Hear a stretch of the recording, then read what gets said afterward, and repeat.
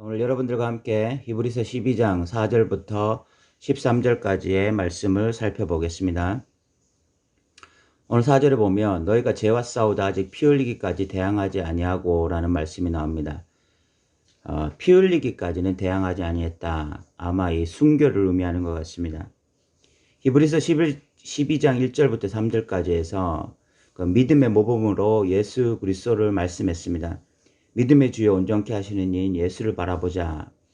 그분은 하나님 보좌 우편에 앉을 것을 소망하시면서 이 땅에서 능히 십자가를 지셨던 분입니다.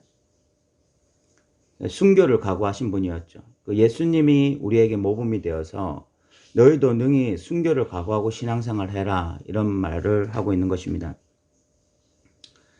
히브리서 수신자들은 믿음으로써 물질을 빼앗기기도 하고 가난한 자들 돕기도 하고 그런 믿음의 모습들이 분명히 있었던 사람들입니다.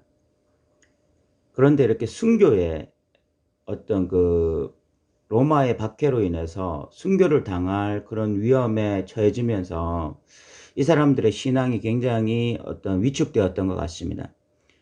그러면서 뒤로 이렇게 물러가는 이런 일들이 일어났던 것 같고, 신앙의 퇴보가 일어났던 것 같고, 또 다시 어린아이 신앙으로 이렇게 돌아가는 일들이 있었던 것 같고, 또 출애굽 1세대와 같이 광야에서 원망 불평하다가 참 안식에 들어가지 못하는 그런 상태로 돌아가고 있었던 것 같습니다. 그래서 히브리서 저자는 다시 한번 이들에게 순교의 정신을 불어넣고 또 예수 그리스도가 우리에게 모범이라는 것을 강력하게 이야기함으로써 신앙을 다시 다잡고 앞으로 나아가게 지금 만들려고 하고 있는 것입니다. 또한 5절부터는 이 순교 이외에 징계에 대한 이야기를 하고 있습니다. 오늘날 이 기독교인들에게 참 낯선 어떤 개념인데, 5절에 보면 내 아들아 주의 징계하심을 경히 여기지 말며 그에게 꾸지람을 받을 때 낙심하지 말라. 주께서 그 사랑하시는 자를 징계하시고 그가 받아들이는 아들마다 책짓질 하심이라. 징계를 좋아하는 어린아이는 없을 것입니다. 채찍질을 할 때 그것을 달게 받을 사람은 없을 거예요. 그런데 중요한 것은 징계는 누구에게 하느냐? 아들에게 한다는 것입니다. 7절에 보면 너희가 참음은 징계를 받기 위함이라 하나님이 아들과 같이 너희를 대우하시나니. 징계는 그냥 아무 아이에게 하는 것이 아닙니다. 그냥 지나가는 아이에게 또는 잘 모르는 아이에게 또는 이웃 아이에게 징계하지 않아요. 징계는 자신의 아들에게 하는 것입니다. 그래서 징계를 받는다라고 하는 것은 하나님의 자녀라는 것을 의미하는 것입니다. 그래서 8절에 징계는 다 받는 것이거늘 너희에게 없으면 사생자요 친아들이 아니다 라고 말을 하고 있습니다. 징계가 없는 아이, 징벌하지 않아도 되는 아이는요, 내 아이가 아니기 때문에 그런 것입니다. 그래서 지금 당장 징벌을 받지 않으면 좋아 보이죠. 내가 지금 징벌 받지 않고 자유롭게 할 수 있으면 좋아 보이는데, 그것이 무엇인가 하면 탕자입니다. 탕자의 상태가 아버지로부터 징벌도 받지 않고 간섭도 받지 않고 지 멋대로 할 수 있고, 그러나 그것의 결과는 돼지 지엽 열매를 먹게 되는 것입니다. 가장 비참한 자리로 떨어지는 거예요. 징벌을 받을 때는 굉장히 좋지 않게 보이고 그것이 참 불필요하게 보이고 또 자유로워졌으면 좋겠다, 내 멋대로 했으면 좋겠다라고 생각하지만, 징계가 결국은 그가 하나님의 자녀라는 것을 증명하는 것입니다. 그리고 또 징계에는 이런 유익들이 있습니다. 9절에 보면 또 우리 육신의 아버지가 우리를 징계하여도 공경하거든 하물며 모든 영의 아버지께 더욱 복종하여 살려 하지 않겠느냐. 징계는 우리를 살리는 것입니다. 우리를 죽이는 것이 아니라 우리를 살리는 것이에요. 그리고 10절에 보면 그들은 잠시 자기의 뜻대로 우리를 징계하였거니와 오직 하나님은 우리의 유익을 위하여 그의 거룩하심에 참여하게 하시느니라.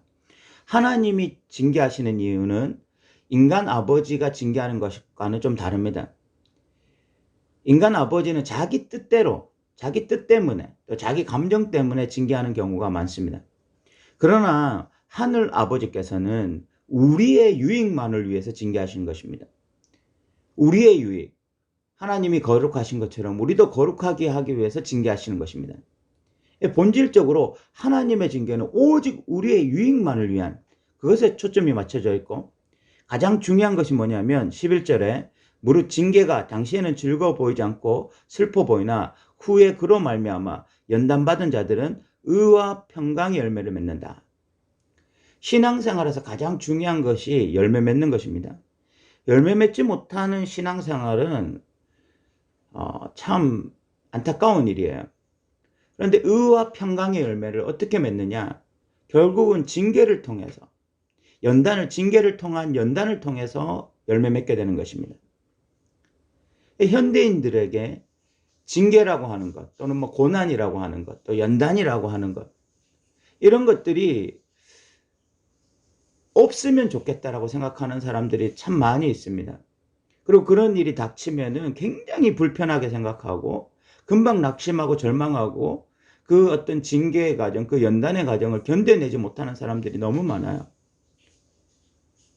그것의 그 불이익, 그것의 손해가 뭐냐? 결국은 신앙의 열매를 맺지 못하는 것입니다. 신앙의 열매라는 것은 불같은 연단의 과정을 거친 자들에게 오는 가장 귀한 열매입니다. 그래서 연단의 과정 없이는 열매가 없어요. 그래서 누구라도 연단의 과정을 거쳐야 됩니다. 그 연단의 과정을 통해서 얻어내는 열매가 바로 신앙의 열매인 것이거든요. 올림픽 국가대표 선수들이 4년 동안 열심히 그 태릉 선수촌에서 준비하잖아요.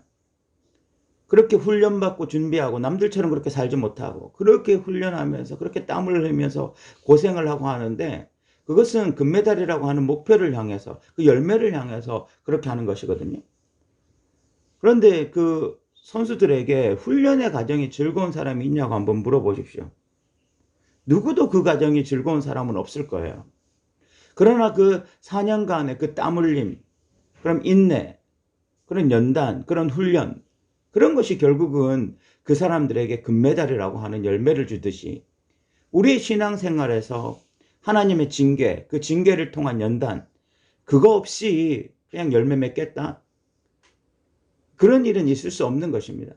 4년 동안 훈련하지 않고 금메달을 딸 수 없는 것처럼 하나님의 불같은 연단 없이 신앙의 열매 맺겠다고 생각하는 것은 너무나 얄팍한 생각이고, 그런 일은 실질적으로 일어날 수 없는 것이므로 없는 것이죠. 그래서 12절에 그러므로 피곤한 손과 연약한 무릎을 일으켜 세우고, 다시 한번 이 신앙을 경주에 지금 비교하고 있습니다. 특히 마라톤에서 손이 피곤하고 연약한 무릎이 되면 끝까지 경주할 수 없죠. 태릉 선수촌에서 훈련하고 있는 선수들이 손이 피곤해지고 연약한 무릎이 되면 결국은 금메달을 딸 수 없는 것과 같이 우리의 신앙이 결국은 피곤하지 않기 위해서 다시 이렇게 세우라. 그리고 너희 발을 위하여 곧은 길을 만들어 저는 다리로 하여금 어그러지지 않고 고침을 받게 하렵니다. 이런 연단의 과정 가운데 막 쓰러지고 넘어지지 않기 위해서 길을 곧게 하기 위해, 저는 이것을 이렇게 표현하고 싶습니다. 이 12절과 13절을 신앙의 근력이라고 좀 표현하고 싶습니다. 연단의 과정 가운데 이 연단의 과정을 잘 견딜 수 있는 신학의 근력을 만들어야 되는 거죠. 그것은 지금까지 계속 논의되었던 그 신앙의 근력이라고 하는 것은 믿음과 인내가 될 것입니다. 이런 불같은 연단의 과정이 올 때에 신앙의 근력을 만들 수 있는 것은 믿음과 인내입니다. 믿음과 인내를 통해서 우리는 연단을 받을 때 끝까지 훈련 과정이라고 생각하고 이것을 잘 맞춰야 되는 것입니다. 그래서 신앙의 열매를 맺어야 되는 것입니다. 사랑하는 성도 여러분, 저는 오늘 여러분들과 두 가지를 나눴습니다. 하나는 피 흘리기까지 대항하라. 순교도 각오하라. 그것이 살아있는 신앙인들의 특징이고, 또 하나는 징계를 어떻게 내가 느끼고 받아들일 것인가. 징계가 당장에는 즐거워 보이지 않고 슬퍼 보이고 그런 일이라 할지라도 그 징계를 우리가 잘 받음으로써, 그 연단 받는 것들을 잘 기쁘게 받음으로써 결국은 의와 평강의 열매를 맺어야 되거든요. 그것이 신앙생활입니다. 열매 맺는 것이 신앙생활이에요. 그래서 우리는 신앙의 근력을 키워야 되는 것입니다. 그것은 믿음과 인내입니다. 우리의 신앙의 선배들, 특별히 예수 그리스도 그분을 깊이 바라보면서 우리가 믿음의 이 근력을 키워야 되고 또 신앙의 선배들을 보면서 인내의 열매들을 키워야 됩니다. 인내의 어떤 신앙의 근력들을 키워야 돼요. 그것을 통해서 우리도 이 연단의 과정을 통해서 의와 평강의 열매를 맺는 그런 믿음의 사람들 되시기 바랍니다. 오늘도 들어주셔서 감사합니다.